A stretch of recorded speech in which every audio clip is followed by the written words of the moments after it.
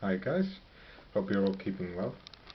I've been a bit remiss on the video front lately. I've just got lots of, I suppose, university commitments, so I'm going to be a bit hot and cold on videos, but I'll do my best to get some regular updates out. I've made some progress with the Dark Age Welsh that I've laid out in front of the camera, and I've been getting into Lion Rampant and the 100 Years War, which I'll make a separate video of. I haven't done painting up for that. I've actually just assembled the like a 24-point force for Lion Rampant for Agincourt, so the French. It's not a really amazing rule system for large-scale battles, but I thought we could do skirmishes and patrols and things from the campaign. And the figures are so nice by Perry that I just couldn't not do them really. These are some Gripping Beast metals that I bought at Penarth at a crusade, that is, and well, I've got to tell you, these are a real treat. I've painted up the chieftain that Lee Hughes sent me, and he's finished and based now.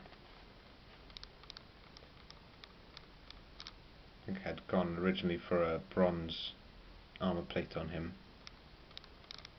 but I've decided to switch it back to a leather.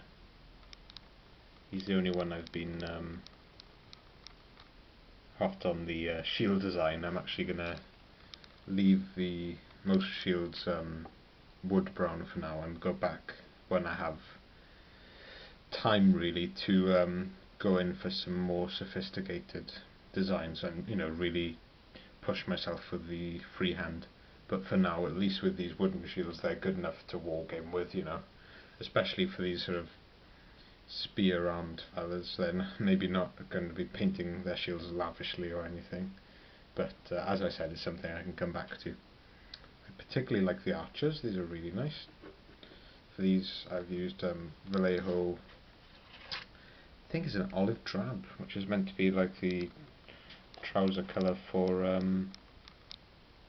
US soldiers for the Second World War. Or, yeah, I think so. Or at least that's what it's been designed for.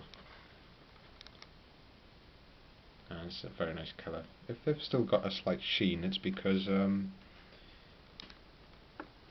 I've just matte varnished them, so they haven't finished drying yet. So just to give you a little look on those, I've actually got one of my favourites here. I haven't finished basing all of them. Oh, and the tip with the basing actually is, rather than dry brush this kind of medium earth colour, I'll tell you what that one is now. So I've actually got a triad of paints that I use for basing, especially European basing, a sort of earth, you know, common earth we'd call it. This would do for most things. Is I go for a burnt umber acrylic, which I think I've said before, and that's just a very cheap acrylic paint, but that you get volume with that really, and that's just the job for basing, and that gives you a very dark brown. And what I do then, what I have done in the past, is dry brush all these other colours on, which I'll show you in a minute. But what I've started doing is damp brushing on Nutmeg Spice from Wilco. That's a very nice colour, and that seems to really bring up the earth colour a little bit more. And then a light dry brush then, you know, a normal dry brush of Chocolate Dream, which is a very light colour, creamy. And the finished result then is something like this. And hopefully you can pick out where the extreme highlight has come through.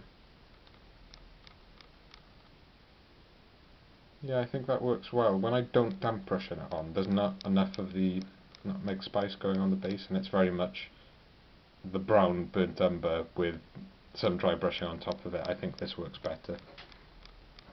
You've got some nice contrast there, and you know, you don't actually see that much of it. You could leave them like that for some time period, or I suppose if you're doing Agincourt, if there's all mud and things, maybe you just want to leave them like that. But then I go in with tufts and flock then on top of that. This is my favourite character. I've based this guy on myself with a bit of a dodgy moustache. He can be running around the battlefield throwing off cheeky shots. Sorry, I got the paper behind him.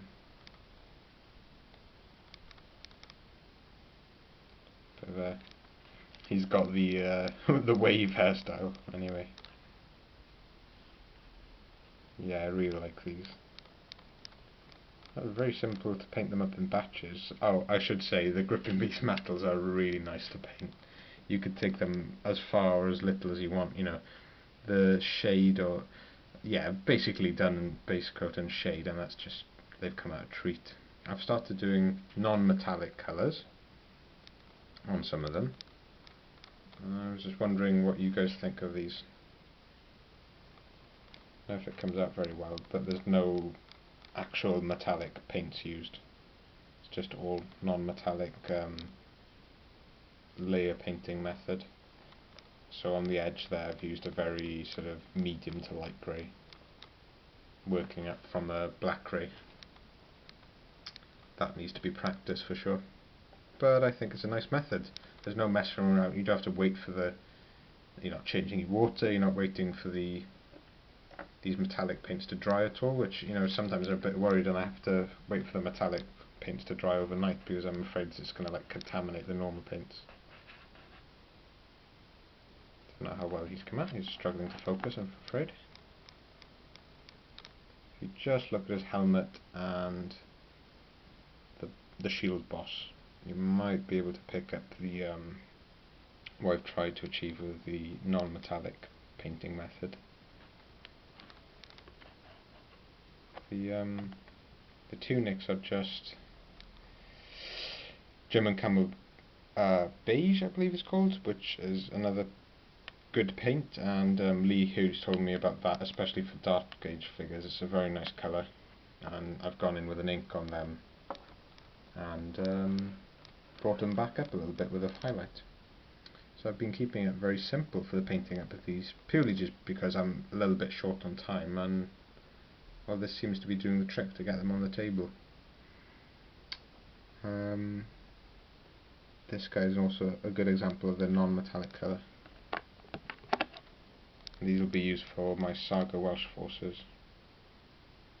Not sure whether I want to, well, I think I'll use them for Line Rampant as well. I'm really hopeful that Line Rampant is going to be a good game. There's a lot of adaptations made by the community to do all sorts of things really. You can do ancient Romans, you can do the Greek wars, you can, it's a very versatile system, I think we'd call it.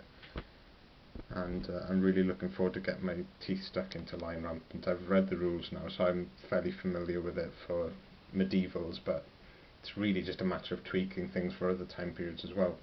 It's a great excuse to get out your Dark Ages collection. So, you know, these now, I've got lots more to come, and that might be a bit too much for Saga really, unless you're putting a very large game on. But it would be just the job to get the figures out on the table and just have some really casual games. Just in the corner there, I thought I'd show you. James down the club was very generous. He donated some of his old Dark Age figures. So I don't think I've touched them painting wise so far. Might give them some highlights, or at least the shields can have some freehanding. I really like these figures. I think these are more sort of Arthurian type Dark Age fellas. Just some very nice poses actually. I've got a lot of them unpainted that I need to do up. I like this fella. Sorry about the focusing. So you could sort of hold his shield up in the shield wall. And this last fella. They're not perfectly suitable for the Welsh, but they're really, really close, and I think they're fantastic for nobles or my Hearthguard or something. The beauty about Dark Ages is once you get, it's not just Saga, you can do all sorts with it. If I was doing a line rampant game, you can really, it's fantastic for clubs. If you bring down your Dark Age miniatures and we'll have a clash basically, and once you're familiar with the rules, in the same vein, for all Denver Mercy's rules, you just have a game and it can be casual, it doesn't have to be too serious. I'm really looking forward to those. So I think so far I've got 8 man, sorry. I have a spear unit there for Saga, which will be a unit of warriors in the centre, and I've got a levy unit which will be 12 archers. And I've got lots more to paint up, but I'll want a Hearthguard, probably 4 more noble type warriors, and the warlord itself, of course. I think that's it for now, folks. I've gone on for far too long, but I'll probably make a video soon on the 100 Years War project. I've already assembled the miniatures and just off priming them now. I've just got a few bits to add for them. There's some very nice bits in the box, like shields, and like you get scabbards for all the men-at-arms and things. So I'm just gonna finish off assembling them. They are based up already, so I'll just need to prime them then and crack on with that project. Yeah, I'm surprised how quickly the Dark Age project came along actually. I've just spent a week or two just picking away at them, slow and steady, and yeah, coming along very well. Okay folks, thanks for watching. I'll speak to you again soon. Ta-ra.